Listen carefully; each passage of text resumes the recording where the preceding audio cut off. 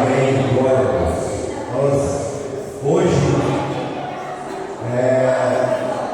excepcionalmente, estamos fazendo hoje por de primícia, geralmente acontece no terceiro domingo, mas por causa da nossa festa de aniversário, nós mudamos para hoje. E até a ceia do mês de setembro, nós estaremos falando sobre família. Amém? Vamos falar sobre família. E eu gostaria que você pegasse aí a sua Bíblia e abrisse comigo no livro de Atos dos Apóstolos.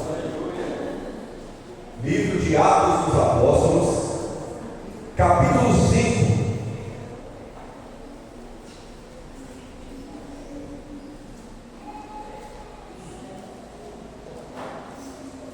Atos, capítulo 5. E nós vamos ler a partir do versículo 1. Atos 5, 1. Amém? Amém? Vamos ler então.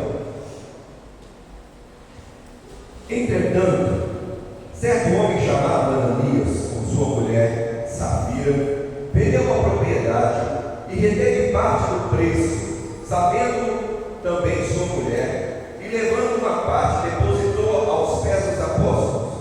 Então disse Pedro: Ananias, por que encheu Satanás teu coração para que mentisse ao Espírito Santo e retivesses parte do preço da propriedade?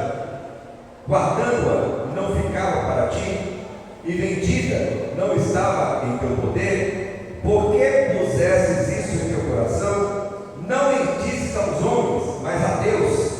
Ao ouvir Ananias essas palavras, caiu e expirou. E um grande temor veio sobre todos os que ouviram. E levantando-se os jovens, cobriram-no e transpondo-no para fora, sepultaram.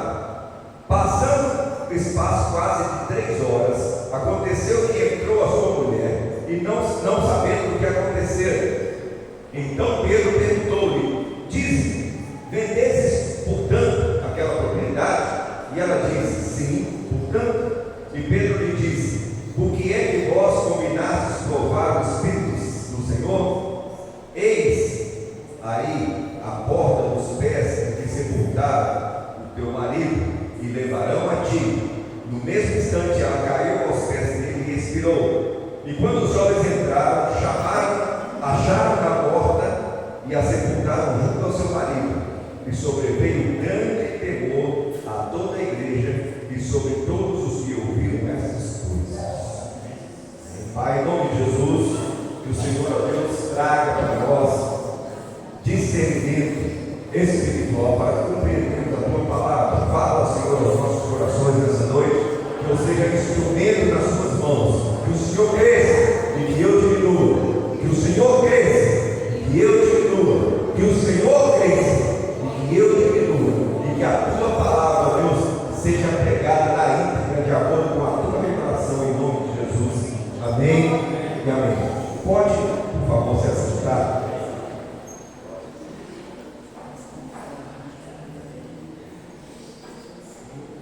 O contexto dessa palavra que nós acabamos de ler era o seguinte: Jesus já havia sido morto.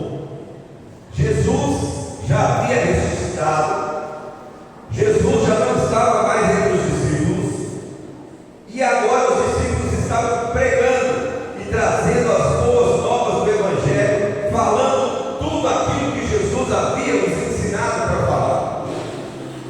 E a multidão de pessoas que começou a ouvir a palavra e começou a seguir esses discípulos, a ouvi-los, estava disposta a tudo para fazer com que esse evangelho se propagasse, para fazer com que muitas pessoas conhecessem essa palavra, a ponto de todos estarem unidos num só propósito. Eles fizeram entre eles uma união, um pacto, no seguinte: nós vamos todos juntos caminhar na mesma direção. Entre nós não vai ter ninguém que vai ter falta de nada, porque nós vamos nos mobilizar, vamos nos movimentar e vamos todos compartilhar aquilo que nós temos, para que todos tenham condições de sobreviver ou de viver. Isso foi um acordo feito entre eles, foi uma aliança que eles fizeram. E aí eles combinaram que se alguém vendesse uma propriedade, iria doar o valor dessa propriedade para o bem comum, para que fosse dividido entre todos, para que todos tivessem a oportunidade de usufruir daquilo. E tudo aquilo que eles tinham, eles usavam em comum.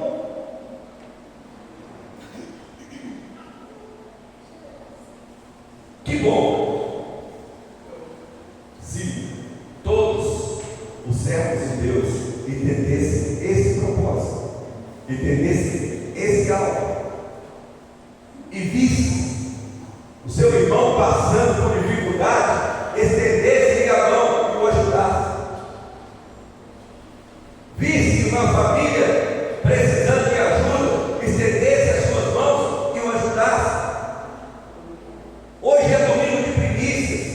Se você olhar lá atrás, nós temos uma mesa cheia de alimentos, de mantimentos que são trazidos por nós à casa do Senhor, para mantermos ali a dispensa da igreja, e através desses alimentos que são trazidos e dessa dispensa que nós temos, nós muitas vezes podemos ajudar aquela pessoa que está necessitada por falta de alimento, por falta de condições de ter o alimento.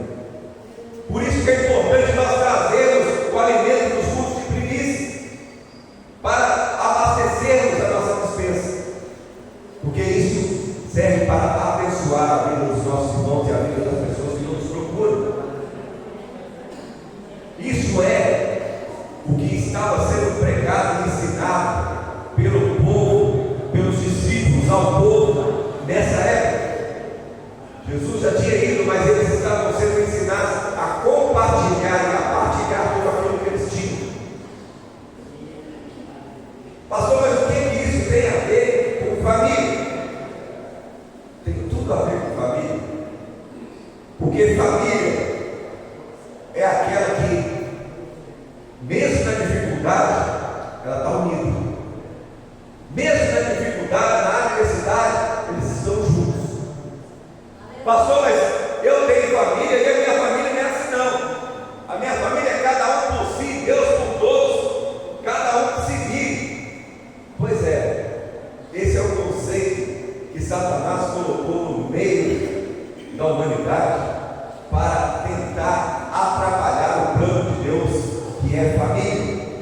O propósito de Deus para a família é que a família permaneça unida, junto, que permaneça uns pelos outros, que permaneça uns olhando pelos outros.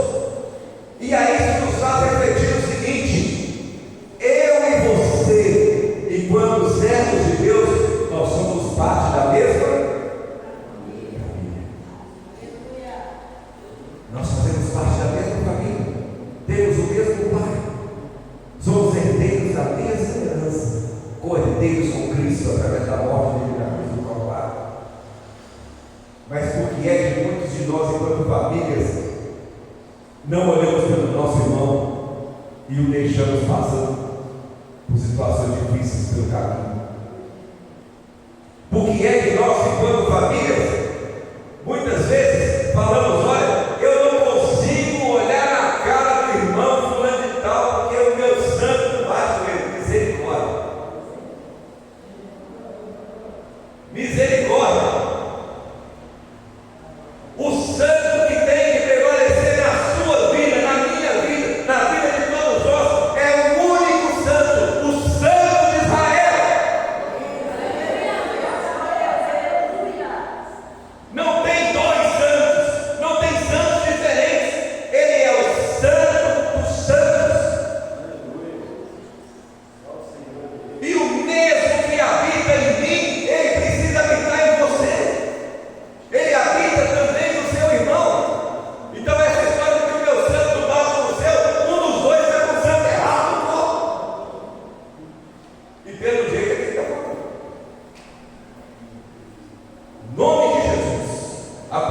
hoje, você nunca mais vai falar isso.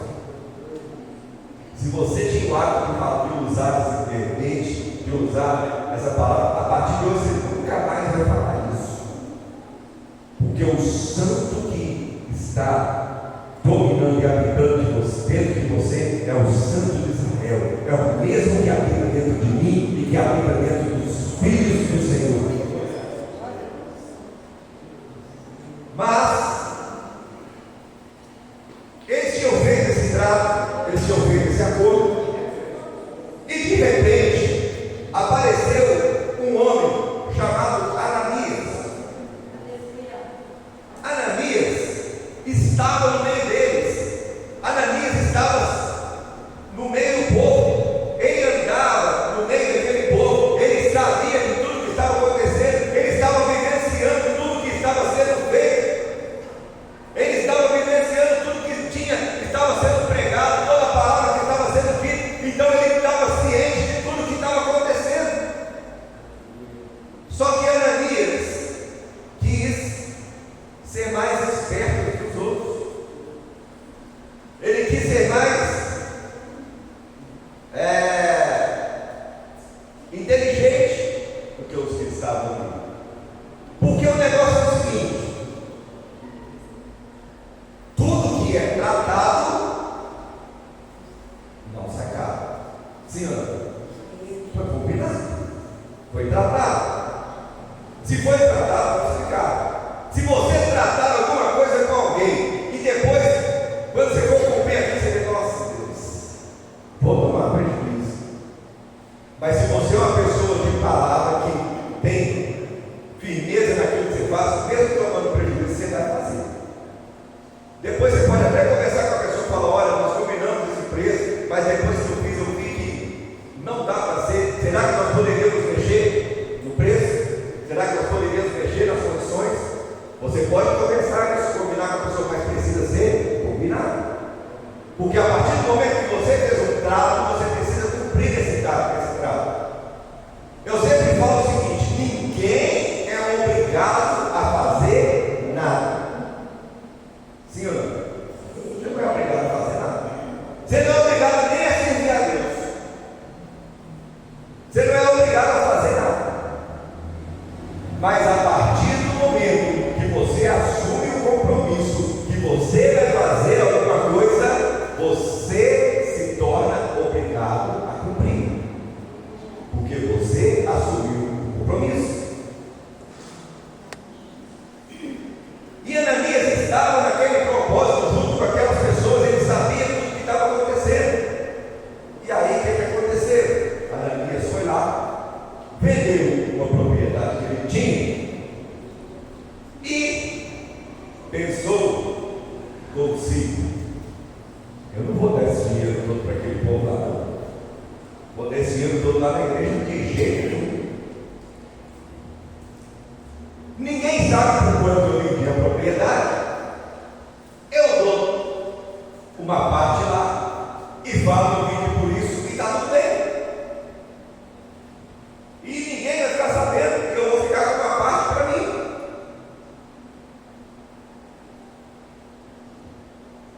E ele, além de fazer isso, de pensar dessa forma e de fazer essa besteira, essa loucura que ele fez, ele ainda chamou a mulher dele, Safira, e falou com ela: olha, eu vendi a propriedade por tanto, mas eu só vou dar tanto lá na igreja, nos pés dos apóstolos, e você vai confirmar comigo que o preço que eu vendi a propriedade foi esse que eu vou depositar lá. O resto nós vamos ficar para nós.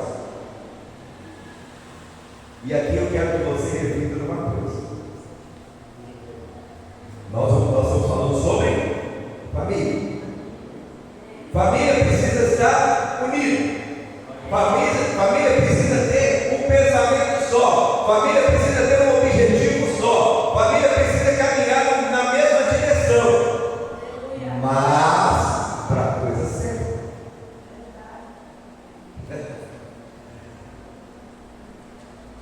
Para a coisa certa. Tem muita família aí que caminha unida, de mão dada, todo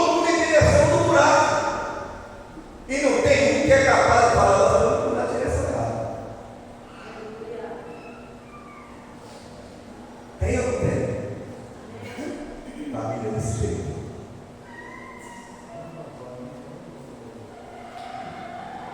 O meu pai, não, começa lá com o meu avô. O meu avô passava os outros para trás, fazia negócios ilícitos. Aí o meu pai aprendeu, começou a fazer também. E me ensinou. Eu aprendi, também faço lá da mesma forma. E ensino para os meus filhos para agir da mesma forma. A família está caminhando unida em direção ao buraco, todo mundo fazendo a coisa errada. É assim ou não é? Não. A minha avó me ensinou que eu preciso ser devoto, seja lá do que. Aí a minha mãe aprendeu isso e ela me ensinou. Então eu, igualzinho aquela moça Gabriela que era da novela, eu vivo isso na minha vida e saio cantando por aí assim: eu nasci assim, eu vivi assim, vou morrer assim, né? Não tem jeito de ser, não, tem jeito de ser assim. Eu nasci desse jeito, eu vivo desse jeito, eu vou morrer desse jeito, porque é uma tradição da minha família. Tem ou não tem gente assim? É a família estando unida para a coisa errada. Deus, quando criou a família, o propósito da família é que eles andassem juntos e unidos, mas com o propósito de andarem do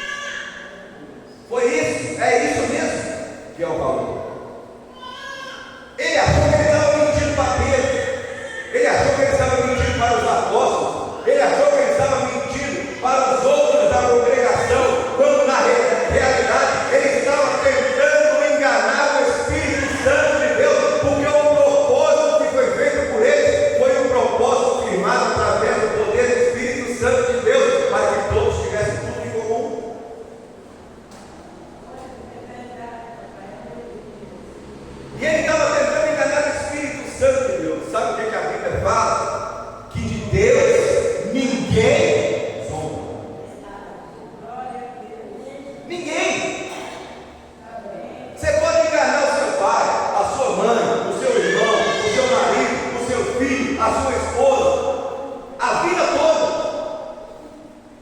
Você pode enganar, às vezes você vai passar batido, mas a Deus ninguém engana. A Deus ninguém engana. Você pode falar com todo mundo coisas que você não faz,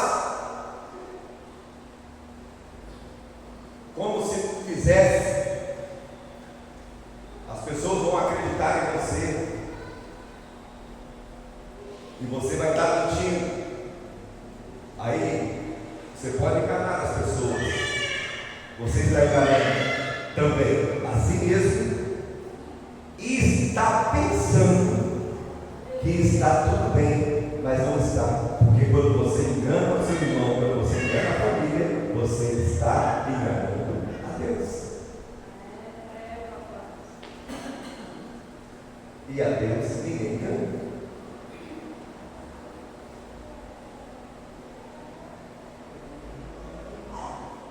Aí Pedro vira para Ananias e fala: Ananias, o que você mentiu ao Espírito Santo e você continua confirmando essa mentira,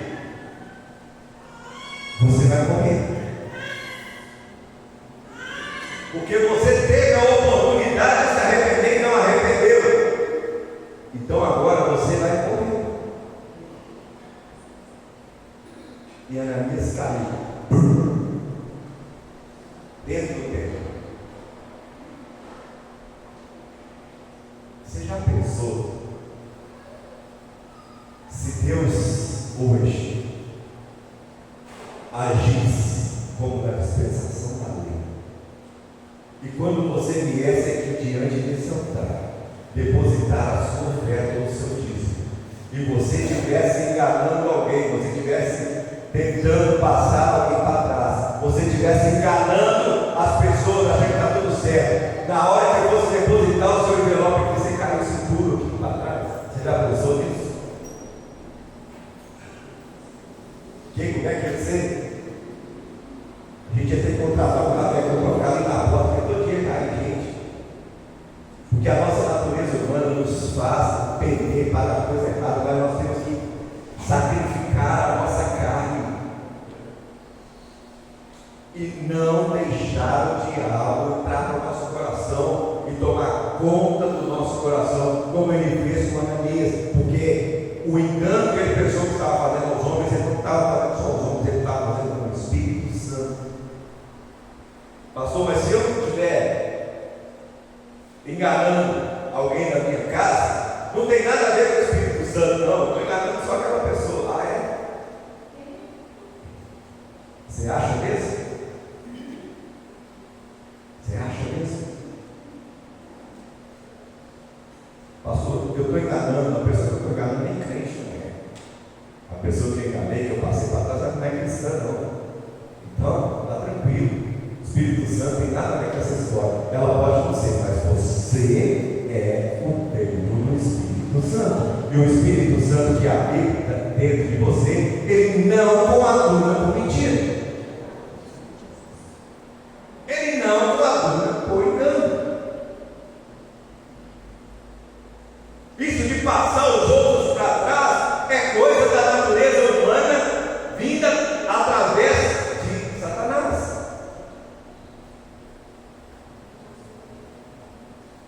Aí Ananias, cai duro lá dentro da igreja. Pedro vira para os jovens que estavam lá e falou com eles: olha, pode sepultar, leve ele daqui e sepulta ele aí. E continuamos. Passadas aproximadamente 3 horas, acredito eu que Safira estava pensando, mas Ananias foi para lá dar o dinheiro da propriedade, desapareceu. O homem não veio ainda não, o que está acontecendo? Vou lá ver o que ele está fazendo, vou atrás dele. E aí ela vai, chega no templo. Quando ela entrou no templo,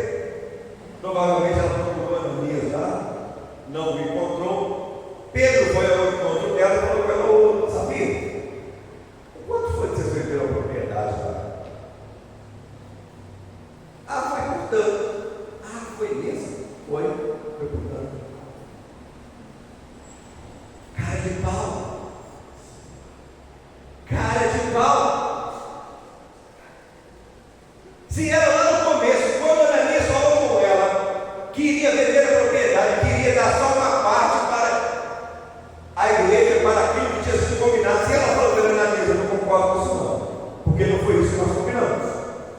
Por que a Bíblia fala que a mulher sábia edifica a sua casa? Porque se naquele momento ela tivesse usado a sabedoria que Deus deu para ela teria tentado influenciar ele para fazer a coisa certa. Mesmo que ele fosse lá e falasse errado, e falasse mentira, era o problema dele, mas ela não poderia ter compactuado com isso. Nós não podemos compactuar com aquilo que é errado. Nós não podemos aceitar aquilo que é errado como se fosse certo. E hoje em dia, todas as coisas estão acontecendo por aí e as pessoas estão aceitando tudo que está errado como se certo estivesse. E nós, enquanto servos de Deus, temos que nos calar, baixar a nossa cabeça e também estamos concordando com isso. Estamos errados. Não nos conformeis com esse mundo, mas renovai-nos pela renovação da vossa mente, que é o vosso culto racional, para que entendais qual seja a boa, perfeita e agradável vontade de Deus.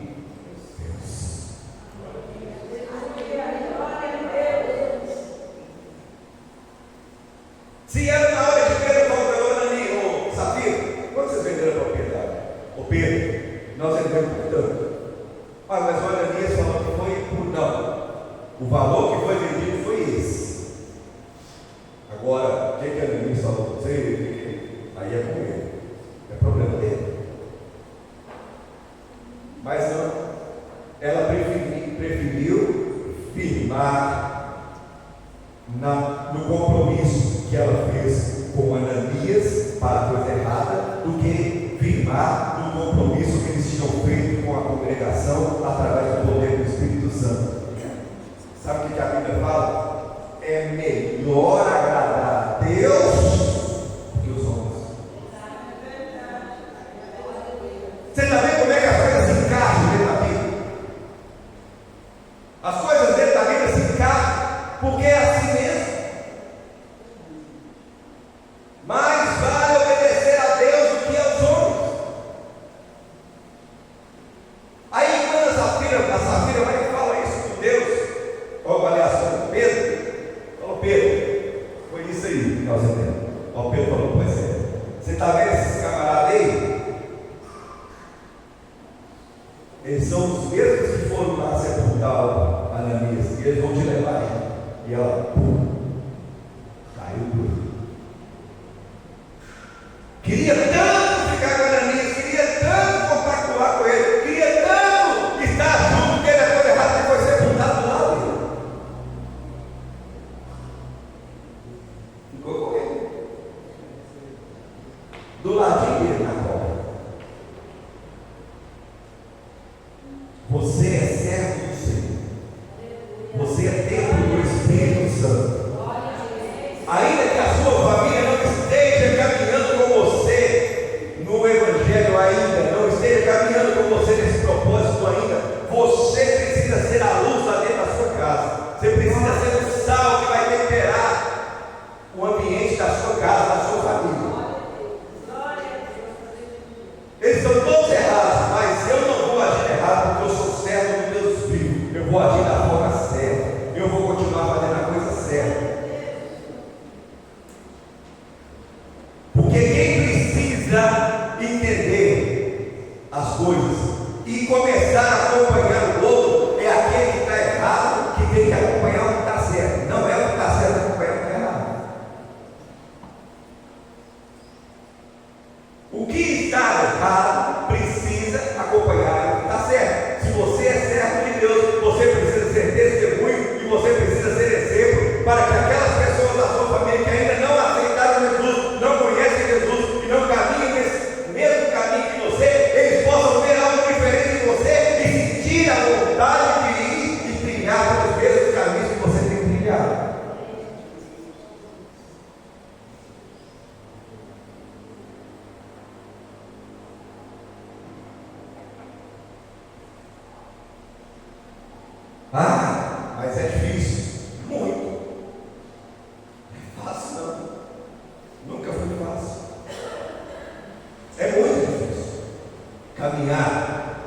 acordo com os ensinamentos da palavra de Deus. É muito difícil tentar agir da forma que Deus deixou ensinado aos seus discípulos, que esse passou para frente e vem chegando até nós. É muito difícil, é muito difícil sim, mas a Bíblia diz que nós não andaríamos sozinhos, porque Jesus foi morto, ressuscitou e está à direita de Deus Pai, mas Ele enviou para nós um Consolador, Ele enviou alguém para andar ao nosso lado, para nos ensinar, para nos mostrar o caminho e para nos fazer desviar dessas armadilhas que o inferno tentar armar contra nós. O nome dele é Espírito Santo. Você quer ser cheio do Espírito Santo? Você precisa ser cheio do Espírito Santo, mas ser cheio do Espírito Santo, uma das evidências é falar em línguas estranhas, mas isso não é a única coisa. Tem muita gente que acha que porque fala em línguas estranhas, eu sou cheio do Espírito Santo, eu tenho o Espírito Santo na minha vida. Não tem. Você tem uma evidência do Espírito Santo, mas ser cheio do Espírito Santo é deixar Ele dominar a sua vida. É deixar Ele direcionar você. Ser cheio do Espírito Santo é ser como Jó, reto, íntegro, temente a Deus e se desvia do mal.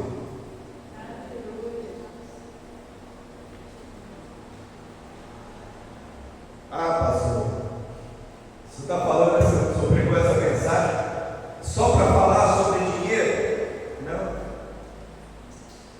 Eu estou falando com você sobre obediência, sobre cumprimento de voto, sobre cumprimento de propósito, sobre estar alinhado com aquilo que você assumiu.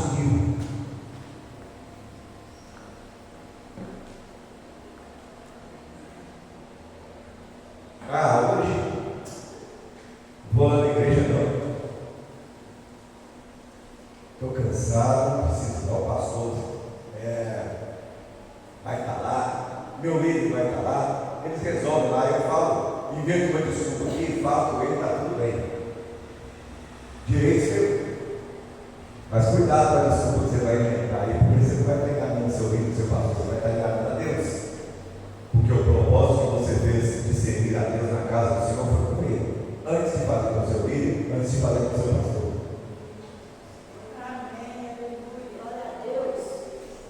Antes de você firmar um compromisso com alguém, você firmou um compromisso com Deus.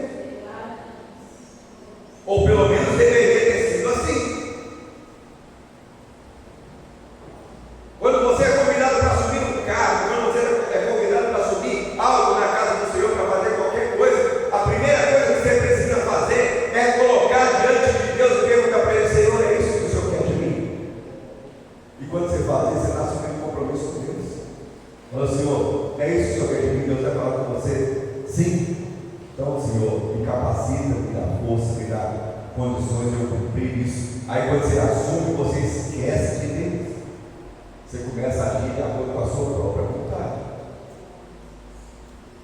achando que vai enganar o seu líder, que vai enganar o seu pastor, que vai enganar o seu irmão. Você pode até enganar o seu pastor, o seu líder, o seu irmão, mas a Deus você nunca vai enganar.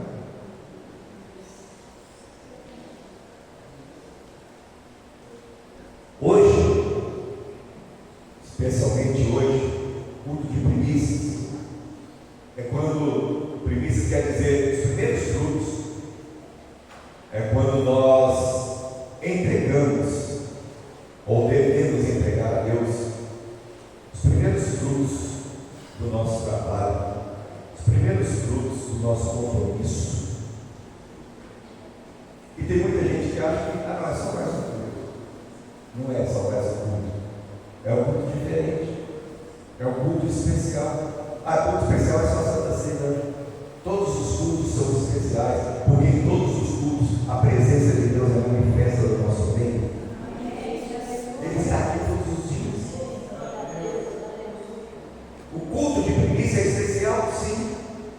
Assim como o culto de Santa Ceia também é especial. E todos os cultos da igreja são especiais. Porque onde tiverem dois ou mais reunidos no meu nome, ali ele está. Dois do mesmo propósito.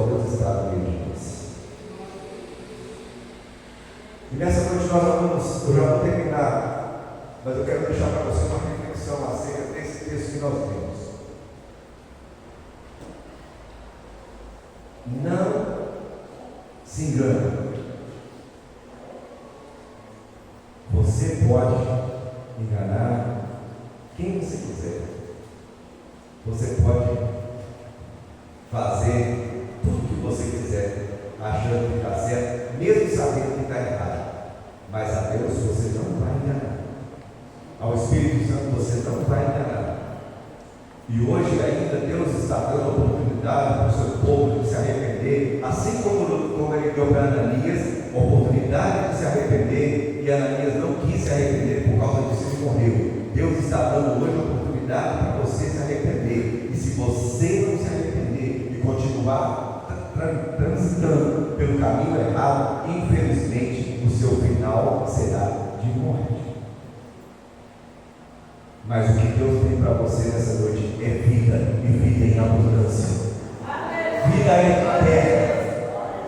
Então eu gostaria que você ficasse de pé agora. Eu não sei, também não me interessa como é que você tem vivido a sua vida cristã, como é que você tem vivido a sua vida com Deus, como é que você tem vivido os compromissos que você tem assumido diante da presença de Deus. Mas eu quero que você faça uma reflexão aí agora. E se você